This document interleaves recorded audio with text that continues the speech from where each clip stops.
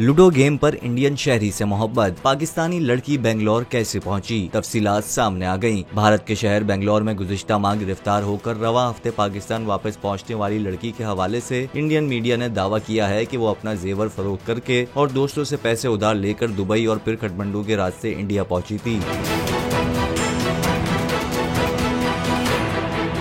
ख्याल रहे कि पिछले महीने बेंगलोर में पुलिस ने मुलायम सिंह नामी एक शख्स को गिरफ्तार किया था, जिसकी तहवील से एक पाकिस्तानी लड़की भी बरामद हुई थी जो ऑनलाइन गेम लूडो पर उससे दोस्ती करके भारत पहुंची थी। इंडियन पुलिस ने बगैर वीजा मुल्क में दाखिल होने पर पाकिस्तानी लड़की को अपनी तहवील में ले लिया था। बाद अज़ां इंडियन हुक्काम ने लड़की को वाघा बॉर्डर पर पाकिस्तानी हुक्काम के हवाले किया था, जिसके बाद उसे हैदराबाद में उसके खानदान से मिलवाया गया। लड़की के वालिद का कहना है कि हमें अब तक ये इल्म नहीं कि हमारी बेटी में खुद से भारत पहुँचने की हिम्मत कहाँ से आई, वो तो बहुत शर्मीली थी। लड़की के खानदानी जराये का मजीद कहना है कि मुलायम सिंह ने लड़की को बताया कि वो मुसलमान इंजीनियर है और उसका नाम समीर अंसारी है।